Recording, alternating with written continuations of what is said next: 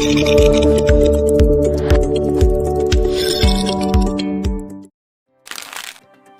guys, welcome back to our channel. So today, I will be discussing to you the Newton's approximation method. But before we dive in to the formula and concept of Newton's approximation method, we have to understand first, saan ba nanggaling yung Newton's approximation method formula? It all started on this simple formula. Y is equals to the function of x. And we all know that the derivative of y and function of x is equals to delta y divided by delta x is equals to the first derivative of the function. And it is already been discussed for how many times on my previous channel that the change in y is equals to y sub 2 minus y sub 1. Pero may other examples, yung ginagamit ko is y sub 1 minus y sub 0. Magkaiba ba nga sila? Pareho lang po. But this time, we will be using the y sub 2 minus y sub 1. Same with our delta x, which is x sub 2 minus x sub 1. Next, suppose that we have a plane, a Cartesian plane. We will label this as x-axis, y-axis. And in our plane, a function exists. So let's draw the function. It's a little curvy. We have two solutions in this function, but let's label it first. This is our function, wherein our y is equals to the function of x. In this function, we have two solutions. Those two solutions are where the function intersects with the x-axis. So if we observe this, we have two solutions here. The other solution, we can predict it already that our x is equals to 0. As we can see, where our y-axis and x-axis intersect together, that's the 0 point of the plane. That's why our x there is equals to 0. Pero yung tanong dito, what is the value of x at this point?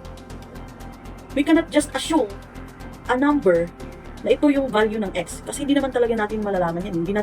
Hindi natin alam. Hindi natin alam kung anong exact value dyan. That's why this is where we came up with our initial guess. And we label it as our x sub 1. And if I'm going to draw a broken line here, our x sub 1 is located at this point in the function. And this point is a coordinate. It means that this point is consist of our x sub 1 and y sub 1. Wherein our y sub 1 is equals to the function of x sub 1. Next, we will draw a tangent line in this function. What is the purpose of drawing a tangent line in this function? But before that, let me give you the description of a tangent line. Ano bang tangent line? Tangent line. Tangent line is a line that touches the function at one point. Okay? Tangent line is a line that touches the function at one point. So if I'm going to draw a tangent line at a point on the function, it is to find a better approximation of the root of the function. So I'm gonna draw a tangent line here. It touches the one point of the function. Okay? The next approximation that I will be labeling now as x sub 2. This one. That's my next approximation and my next guess. The next approximation that is labeled x sub 2 is the x coordinate where this tangent line crosses the x-axis. And if we observe the point, the coordinate of this would be x sub 2 and y sub 2. And our y sub 2, if you observe, our y sub 2 is located at the 0 of our y-axis. Let's now proceed with the formula using delta y divided by delta x is equals to the first derivative of the function. Please remember also that by labeling the next approximation as x sub 2, x sub 3, and x sub 4, it is just a notation convention. It is to keep track of the sequence of the approximation as the method iteratively converges to the actual root of the function. What does it mean?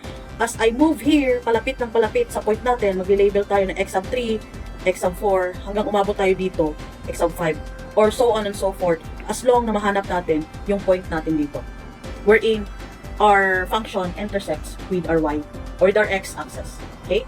So, ano ba yung iteration process? Iteration is the process that is repeated with each subsequent tangent line giving a closer approximation to the root. So, giving a closer approximation to the root. So, each new approximation will be labeled as x sub 2, x sub 3, x sub 4, and so on and so forth. Okay? So, let's go back to the derivation of the formula of the Newton's approximation method. We will just cross multiply this here. So, that would be delta y is equals to the first derivative times delta x.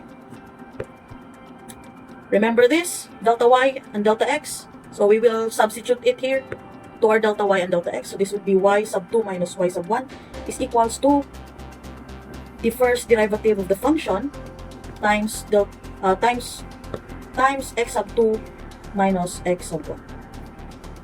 So if you'd remember here, our y sub 2 is equals to 0, means that our x sub 2 here is 0. So we will be left with this formula. Minus y sub 1 is equals to the first derivative of the function times x sub 2 minus x sub 1. Our goal here is that our function of x will equals to 0. That's why, to achieve the iteration process, we have to isolate the x sub 2. So we can only achieve that by cross multiplying this to the y sub 1. So that would be x sub 2 minus x sub 1 is equals to negative y sub 1 divided by the first derivative of the function. Then, please take note of this, our negative y sub 1 or our y sub 1 na lang. Please take note of this, our y sub 1 is equals to the function of x sub 1. So we will be replacing that here. So we will be replacing this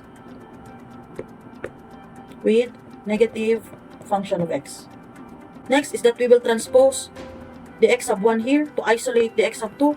That would be x sub 2 is equals to x sub 1 minus the function of x sub 1 divided by the first derivative of the function. Next is we will define this. Let n is equals to 1. Therefore, our x sub 1 is equals to x sub n, and our x sub 2 is equals to x sub n plus 1. Let's arrange the formula. So that would be x sub n plus 1 is equals to x sub n minus the function of x sub n divided by the first derivative of the function. So this is now the formula of Newton's method or Newton's approximation method. So this is the formula that we will be using for the rest of the problems and examples that I will be giving later. Okay, let's now proceed with example number 1. That would be the function of x is equals to x cubed minus 4x squared plus 1. Let's rewrite the formula. X sub n plus 1 is equals to x sub n minus the function of x sub 1 divided by x sub n, divided by the first derivative of the function. The first derivative of the function, it means that this entire function, we will be deriving it because it will be needed on our formula. So the derivative or the first derivative is equals to 3x squared minus 8x. Next, what we will be doing is that we will be guessing a value of x in our function. It will be let x is equals to 1. So our function of x is equals to x cubed minus 4x squared plus 1. It means that all x will be replaced by 1. F function of 1 raised to the power of 3 minus 4 times 1 raised to the power of 2 plus 1. Let's calculate it using our scientific calculator. The answer is negative 2, and we all know that negative 2 is less than 0. Therefore, this is not the value of x. Because on our graphing, on the diagram earlier, our value of x is located on the positive side. That would be let x is equals to 0. Function of 0 is equals to 0 raised to the power of 3 minus 4 times 0 raised to the power of 2 plus 1. Let's calculate. This is automatically 0 na. 0. So we will be left with 1. And 1 is greater than 0. Therefore, the value over x possibly lies between 0 and 1. It means possible nasa gitna lang ng 0 and 1 yung value ng x natin using in this function. Therefore, our initial guess would be, or x sub 1 as our initial guess would be 0.5. Now let's rewrite the formula for Newton's approximation method. That would be x sub n plus 1 is equals to x sub n minus the function of x sub 1 divided by the first derivative of the function with x sub 1. That would be x sub 2 is equals to x sub 1 minus the function, which is x cubed minus 4x squared plus 1 divided by 3x squared minus 8x. So if we are going to input our values for x sub 1, that would be x sub 2 is equals to 0.5 minus 0.5 raised to the power of 3 minus 4x minus 4 times 0.5 raised to the power of 2 plus 1 divided by 3 times 0.5 raised to the power of 2 minus 8 times 0.5. Okay? Therefore, our value of x sub 2 is, let's use our calculator, 0.5384615385. Okay? Huwag niyo po munang i-round off because it will create a very big gap on our decimals and sometimes will lead to error. Kaya huwag niyo po munang i-round off. Next, we will be looking for our second iteration because this is our first iteration. Our second iteration, we will be looking for the value of x sub 3. That would be by inputting the value of x sub 2 in our Newton's method formula. That would be 0.5384615385 minus 0.5384615385 raised to the power of 3 minus 4 times 0.5384615385 raised to the power of 2 plus 1 divided by 3 times 0.5384615385 raised to the power of 2 minus 8 times 0.5384615385. Okay? Let's use our calculator to find the value of x sub 3. So we have now the answer. That would be 0.5374023567. Next is the third iteration. Okay? Kailan po ba tayo titigil in finding the x? Or when should we stop the iteration? We will only stop the iteration if the value of x keeps on repeating na. Pag nagre-repeat na po yung value ng x on every solution that we did, that means that we already found the value of x. That's why we will continue with the third iteration, wherein we will be looking for the value of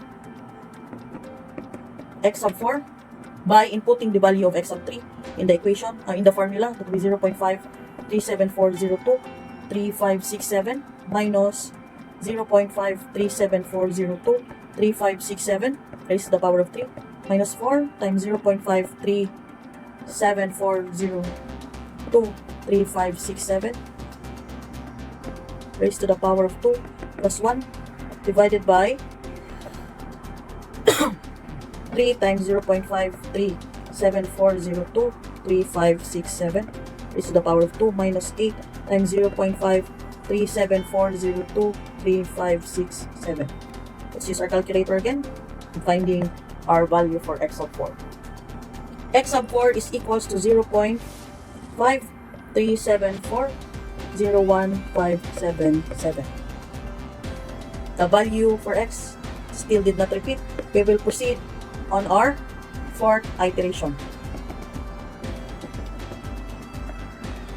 wherein we will be looking for x sub 5, 0.53740157 minus 0.53740157 raised to the power of 3 minus 4 times 0.53740157 raised to the power of 2 plus 1 divided by 3 times 0.53740157 raised to the power of 2 minus 8 times 0.53740157. Let's use our calculator. Okay, so we have now the value for x sub 5. That would be 0.53740157. As you can see, the value on our x sub 4 and x sub 5 is the same. It means that we will be stopping the iteration because the value keeps on repeating. It already repeats. The value for x on our function x raised to 3 minus 4x squared plus 1 was found on the third iteration. It means that the value of x is equals to 0.53740157. Okay? In our equation, the function of x is equals to x cubed minus 4x squared plus 1. So, how to check if our answer is correct? If you'd remember, we said that our goal is that our function of x is equals to 0.